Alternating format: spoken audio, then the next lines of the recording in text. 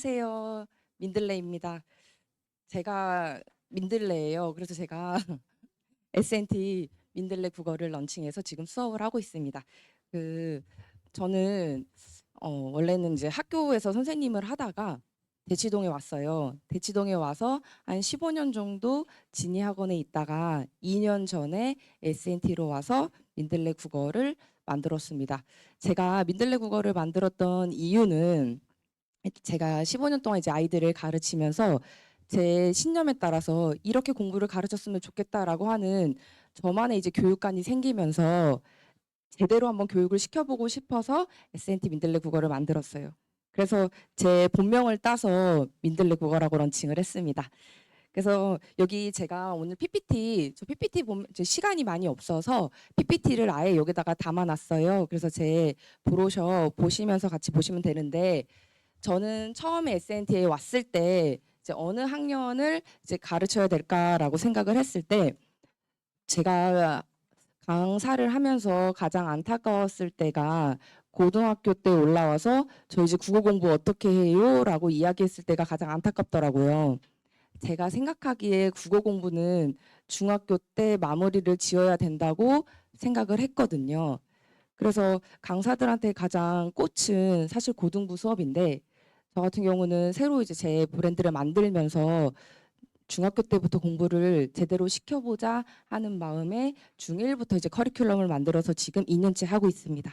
그래서 지금 제가 처음에 왔을 때 이 친구들을 6학년 말에 만나서 6학년, 중1, 중2 해서 지금 중1, 중2 아이들을 데리고 수업을 하고 있어요.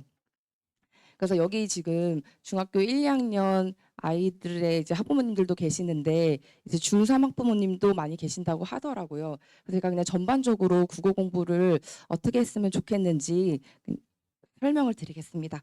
저는 중학교 공부랑 고등학교 공부는 다르지 않다고 생각을 해요. 실제로 교육과정도 바뀌었죠. 15교육 개정 교육과정에서 지금 22로 바뀌었는데 저는 교육과정이 바뀌어도 그렇게 크게 문제가 없다고 생각을 하는 게 우리 국어 공부가 어디 가지 않잖아요.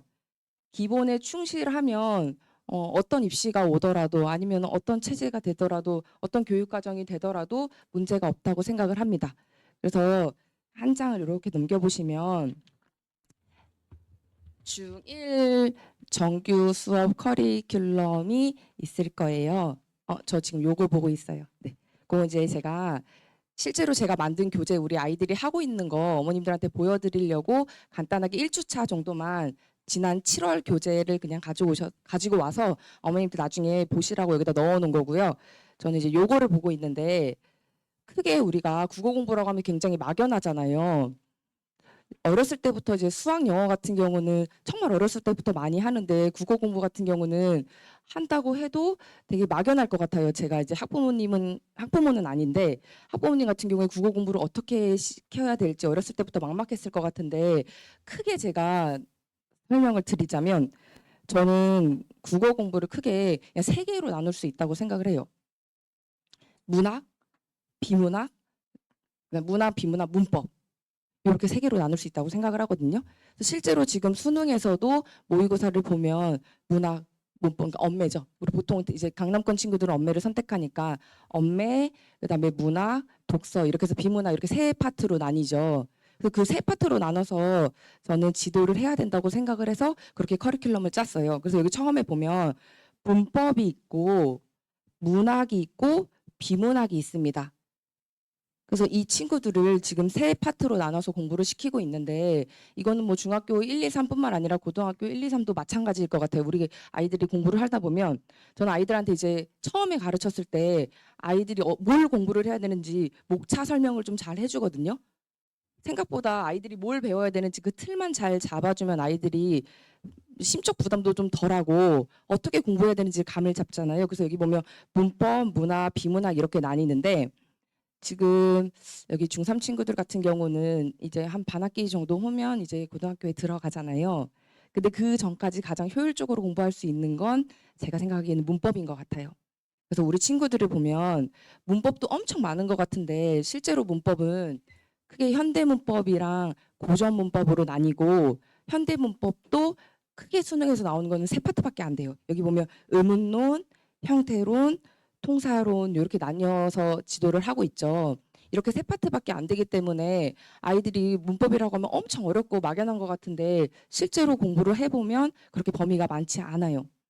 그리고 이 현대 문법만 되면 고전 문법 공부는 더 수월하게 진행을 할 수가 있거든요. 그래서 가장 빠르게 국어 공부 중에서 마스터를 할 수 있는 부분은 문법이라고 생각을 합니다. 그래서 이 친구들 보면 이제 의문론, 형태론, 통사론 이렇게 나눠서 공부를 하잖아요. 근데 이제 보통 친구들 같은 경우에 이제 문법을 가르쳐 보면 매주마다 보통 모든 학원에서 매주 이제 수업을 하고 그 다음 주에 이거 테스트를 보잖아요. 그럴 때는 또 아이들이 공부를 잘해요. 왜 잘하냐면 그 전주에 대한 공부니까 문법 전체에서 그 부분만을 가지고 테스트하는 거는 굉장히 잘한단 말이에요. 근데 우리도 마찬가지지만 아이들은 계속 잊어버려요. 그러다 보니까 매번 공부를 하는데 매번 그냥 막연하고 못하는 기분인 거예요. 그래서 제가 생각을 하는 게 제가 원래 이제 기존에 있던 학원에서는 이 모든 커리가 사실 3년 안에 이루어졌어요. 3년 안에 굉장히 잘게 잘게 쪼개서 반복해서 1학년 때 의문론이랑 형태론 어느 정도까지 나가고 2학년 때는 형태론에서 통사론 어느 정도까지 나가고 요렇게 커리큘럼을 짰는데 그렇게 됐을 때 가장 큰 문제점이 아이들이 3년 동안 성실하게 다니지를 못하죠. 그리고 중간에 또 뭐 빠지기도 하고 이러다 보면은 그 파트가 뭔지는 아는데 사실 이 전체적인 흐름을 모르겠는 거예요. 그래서 저는 지금 중1 친구들이 처음 왔을 때부터 중3 말까지 제가 원래 기존에 생각했던 건 그러니까 현대 문법을 6번 돌리자가 그 목표였는데 실제로 지금 돌리다 보니까 처음 돌렸을 때보다 두 번째 돌리고 세 번째 돌릴 때 훨씬 속도가 빨라지더라고요. 그래서 지금 1학년 친구들 같은 경우는 중3 때까지 8번 정도 돌릴 수 있는 커리큘럼이 나와요. 근데 이 정도로 하다 보니까 우리 중1 친구들이 지금 저는 수업 시간에 여기 기존에 여기 인근에 있는 학교 고등학교 내신 문제랑 평가원 수능 문제까지 그냥 같이 풀리거든요. 이 친구들이 중학교 1학년이라고 해서 그 중학교 1학년 수준에 맞게 가르치는 게 아니라 고등학교 수업이랑 똑같이 진행을 하고 있어요. 그리고 문법이 중학교는 쉽고 고등학교는 어렵고 이런 게 아니잖아요. 사실 같은 내용인데 문제의 난도가 좀 높아졌을 그 차이밖에 없거든요. 그래서 계속 반복을 하다 보니까 아이들이 그만큼 이제 아이들의 수준이 높아지니까 사실 문법이 잡히면 그다음 문학이나 비문학 같은 경우는 자신감이 생기거든요. 그래서 여기 중3 친구들 같은 경우에 지금 이제 한 반년 정도 동안 현대문법, 고전문법을 좀 확실하게 좀 정리를 하고 고등학교 때 가면 정말 수월할 것 같아요. 고등학교 때 가면 여기 뭐 첫째 고등학생 아기들 있는 부모님들 같은 경우는 아실 텐데 매 내신마다 문법이 무조건 들어가잖아요. 사실 생각해 보면은 수능보다 내신 때문에 문법이 더 중요한 것 같아요. 수능이라고 해봤자 지금 5문제밖에 안 나오거든요. 45문제 중에 현대문법 3문제, 고전문법 2문제 나와요. 근데 그 문제 정도는 지금 우리 중학교 1학년, 2학년 친구들 저랑 공부하는 친구들은 충분히 풀어내요. 왜냐하면 어렵지 않거든요. 기본 핵심만 알면 풀 수 있게 평가원에서 출제를 하기 때문에 그건 어렵지 않은데 우리가 고등학교 때 가서 수능만 잘 보려고 공부하는 게 아니라 내신을 잘 받아야 되잖아요. 내신 공부에서는 오히려 수능보다 훨씬 더 디테일하게 나와요. 그렇기 때문에 문법을 많이 돌리고 가는 것을 추천합니다. 그래서 저는 의문론 1회독하고 2회독하고 지금 계속 반복을 하고 있어요. 그런 다음에 현대문법이 완벽하게 되면 고전문법은 굉장히 수월하거든요. 그래서 여기 한번 여기 4페이지에 보면 제가 요번에 방학 동안에 문법 특강을 진행을 했어요. 지금 세 번째 문법 특강을 진행한 건데 현대문법과 고전문법이라고 해서 4회 안에 끝나는 특강을 진행을 했었어요. 근데 생각보다 반응이 훨씬 좋았어요. 저는 이 친구들이 4번 안에 현대문법과 고전문법이 될까 싶었는데 정규 시간에 조금 힘들어하는 친구들도 듣고 새로운 친구들도 들었는데 저도 만족도가 높았고 그리고 친구들도 문법의 한 틀을 배우고 나니까 이제 수월해지는 거예요. 예를 들어서 의문론에 요만큼 배웠을 때 여기가 완벽해도 통사론까지 다 들어야 의문론에서 또 들리는 게 있거든요. 그렇다 보니까 여러 번 반복을 하는 게 무조건적으로 고등학교 때 유리하다고 생각을 합니다. 그 다음에 이제 제가 문법 그리고 이 특강 같은 경우는 제가 지금 중1, 중2는 정규 수업을 진행하는데 중3은 정규 수업을 진행하지 않아요. 그래서 제가 이번에 추석 때나 겨울방학 때 또 이 특강을 진행할 예정이에요. 이번에 추석 연휴 엄청 길잖아요. 그래서 그 시간에 집약적으로 해서 한 번 현대문법을 한 바퀴 다 돌리고 고전문법을 한 바퀴 돌릴 수 있는 커리큘럼을 지금 준비 중에 있어요. 그래서 중3 친구들은 무조건 문법을 여러 회차 돌리고 고등학교에 진학하는 것을 추천합니다. 그다음에 이제 두 번째는 이제 문학인데, 이제 어머님들이 가장 어느 것에 매력적인 이제 타이틀을 느끼시냐면 현대문법 뭐 8주 완성, 그러니까 현대문학 8주 완성 뭐 이런 거 하면 와 8주 안에 끝난다라고 생각하는데, 우리 고등학교 때 공부 생각해 보면 8주 안에 절대 못 끝나죠. 그러다 보니까 중학교 때부터 사실 이건 꾸준함이 최선인 것 같아요. 그래서 운문과 산문을 아이들이 꾸준하게 계속 매주마다 분석을 하다 보면, 그러면 이제 아이들이 점점 체화가 돼서 자기들도 분석을 할 수 있는데, 문학 같은 경우는 제가 생각하기에 가장 효율적인 방법은 정말 많은 작품을 접하는 거긴 한데요. 공부하는 방식이 좀 필요한 것 같아요. 예를 들어서 우리 내신할 때는, 어머님들 이번에 애들 내신 많이 해봤잖아요. 내신하면 엄청 이렇게 달달달달 암기를 해서 어쩔 수 없이 시험을 볼 수밖에 없는 구조인데, 실제로 우리 고등학교 때 공부는 암기로만 안 되는 경우들이 많거든요. 그래서 문학 같은 경우는 실제 모의고사나 수능을 풀듯이 우리들이 이론을 가지고, 우리 이론도 얼마 안 되잖아요. 제가 여기 이론 실어놨는데 고등학교 이론이나 중학교 이론이랑 같죠. 시 이론, 소설 이론 같잖아요. 그 이론을 바탕으로 낯선 작품을 계속 분석하는 연습이 필요한 것 같아요. 그래서 아이들한테 문학 작품을 읽을 때 시 이거에 대한 상징적 의미는 이거야 이렇게 설명해 줄 것이 아니라, 이게 왜 이렇게 되는지 아이들이랑 같이 수식어나 서술어를 보면서 해석하는 방법을 알려주면 좋거든요. 그래서 근데 이제 그것도 막연하죠. 왜냐면 앞에서 지금 문학이 원문이랑 산문 매주 해야 된다는데 그거 다 아는 사실이잖아요. 그럼 가장 집약적으로 중3 친구들한테 가장 필요한 건, 제가 여기 보면 시조라고 되어 있어요. 여기 제가 보면 문법, 문학, 비문학, 시조라고 되어 있는데, 시조가 고등학교 외부 지문을 대비할 때 가장 효과적인 것 같아요.